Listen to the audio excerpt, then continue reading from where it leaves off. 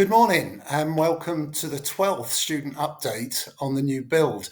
We started back in 2017, so we've had one a term since then. But of course, as you can see, we're nearly there. Now, this morning's assembly, I want to relate back to those of you that were here 12 months or just over 12 months ago, because 908 of you completed a questionnaire, which had a number of questions in it. But in particular, this morning, I wanted to talk about colour and signage, because we've used the feedback that you gave us when talking to the designers and architects at Jessica and Wiles, and also the design manager at the construction company Bowmer and Kirkland. And so we've used what you said you liked to actually finalise some of the designs for the new build. If you remember, we were cautious about using the house colours simply because we didn't want parts of the new build associated with a particular house. And we were also wondering about the pastel shades that might involve as well. So we were careful about the house colours. But in the end, you voted us, as you can see on the screen. Interestingly, grey is the most popular colour, and actually that's going to be the link colour. It will be all over the place, floors, ceilings, architraves, so it links the other colours. And actually, the other colours we are all using. It changes slightly with pale green and also with the question mark, as you'll see now. So the designers came up with the combinations of colours you see below by mixing the house colours together and produced this range for the school. And as you can see, we have 6 colours. The two on the left, the maroon and the purple, are going to be used on the 2 floors of the Below. The pale blue in the middle is going to be used for all the sporting facilities, sports hall and changing rooms. And then the teal, the lime green and the orange will be the colours linked to the new build.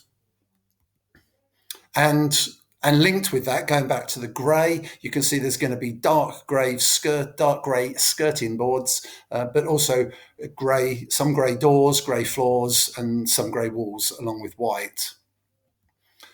And this is how the colour is spread around the school. So as we said, on the ground floor, you've got the pale blue for the sporting facilities.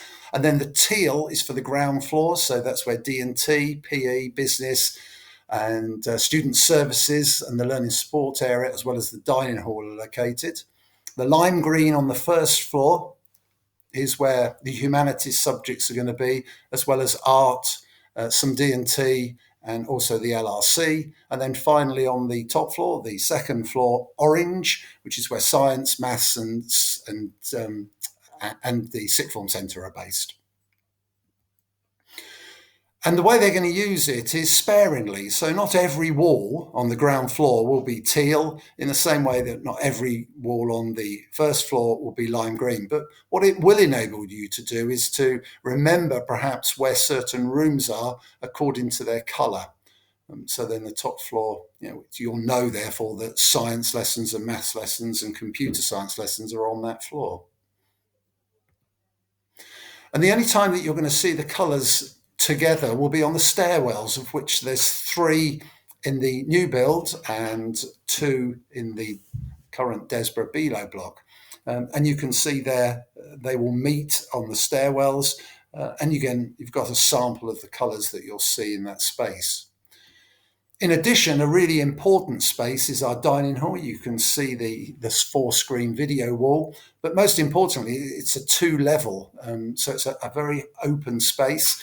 But because of that, the 2 colours had to work together. So the colour wheel came into play, and teal and lime work well together, as you can see. On the first floor, the LRC will have some key walls. You can see they're green. And then on the second floor, where the sixth form centre is located, you'll see orange as the key colour. I've also included toilet doors because obviously there'll be toilet doors on each floor, but we're not going to go with blue and pink. We will have the colours of that floor. So teal toilets will all have first floor toilets will all have teal coloured doors and so on. If you're really into it, then these are the floor colours. So whether it's carpet or whether it's vinyl, you can see we've got some timber there. That's our preference for the dining hall, although we're still looking into that colour option. The second part of the questionnaire that you answered last year regarded what we're actually going to call the areas of the school, which is tricky because some of these areas have been here for nearly 60 years. However, when we gave you the options, you liked G1, 2, 3, 4, but you also quite liked the A, B, C, D. So what we did was we listened, we looked at those, discussed it with the designers, and we've come up with the following. So in the new build, it will be ground floor, but it will be called A. It'll obviously be coloured teal, and all the classrooms on that ground floor will be A1, 2, 3, up to A7. And then as we go through the new build, ground floor, first floor, second floor, when we move over to the current Desborough Below, we're not intending to keep these names. We will keep the Desborough Hall, however, because the community know it as that, but we won't be calling it the Below Block. The Below Block was named after Mr. Below, who was a head teacher in the 80s, and he would be the only head teacher recognised, which historically isn't right. So we won't call it the Below Block. It might take a few years for some of you to get used to that, because basically it will be the D and E floors of the Desborough area.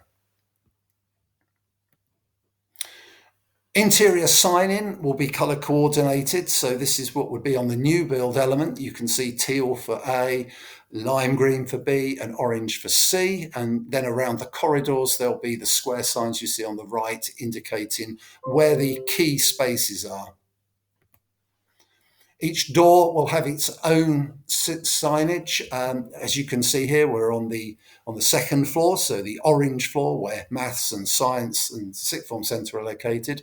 Our signage will probably be one rather than two separate ones.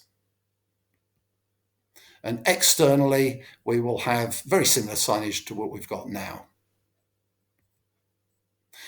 You've been used to the building being constructed, and at the moment it's looking very much like this. But what do these colours at the moment mean? Because the front of the building is almost exclusively red cement board. But if we come round the sides, you can see that there's red cement board at the bottom. Oh, and hello, Mr. Sanday. Thank you for modelling our photograph. You can see at the base there's red cement board, and above it the grey. So the red is an indicator that bricks will be going there, and the grey is an indicator that that's the rendered surfaces. So they will be white with some maroon, our school colour. And you can see by this architect's impression that the front of the build is brick almost exclusively, because that links in with the local community, the local build colours. And then down the side between the sports centre and the new build, you can see the white and the maroon rendered surfaces. And that's what's going to go on it. So if you're really into it, this is the exact brick we're going to use. They're called Bexhill Reds. And they're actually quite a mix. There's some darker shades, some grey shades, but primarily a red colour. And if you can look over the hoarding or through it or under it, you will see that already they've got to about 1 metre in height with the Red Hill bricks. I've now got a 3-minute video, so I'll remove myself from this. And you can see this is where you'll come in every morning. So that's the entrance to the dining hall and access to the new build. It's in the corner of the current playground. As we pan along, you can see top floor is science, middle floor is an art room and some history rooms and some offices. And then on the ground floor, we've got student services and learning support. That long, thin vertical is the stairwell.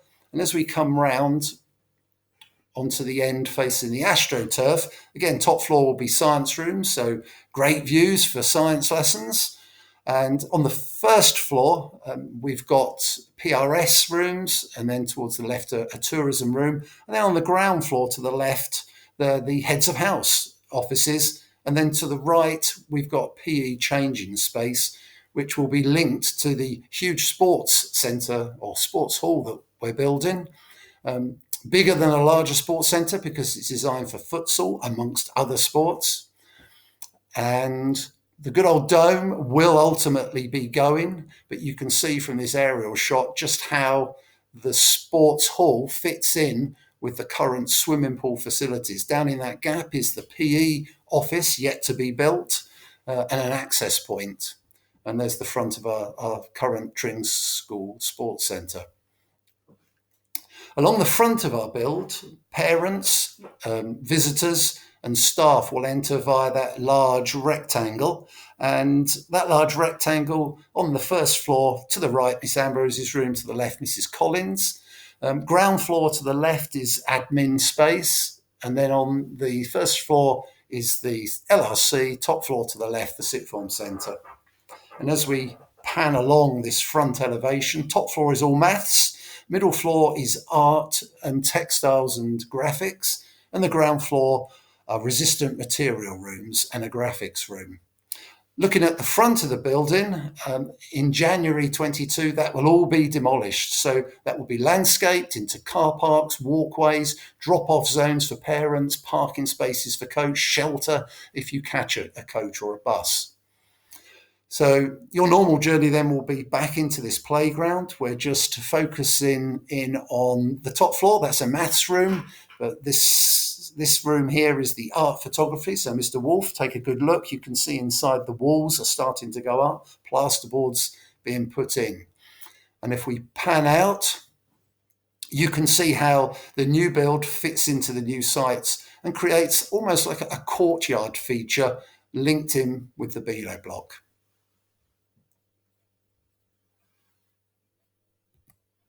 The final thing I just wanted to say to you is that this term we're offering staff visits and hopefully some students. If you really would love to have a look round, please would you email me at adobberson@tringschool.org just to express an interest, and then I'll see what I can do in terms of sorting out a visit. Thank you very much for listening and have a good day.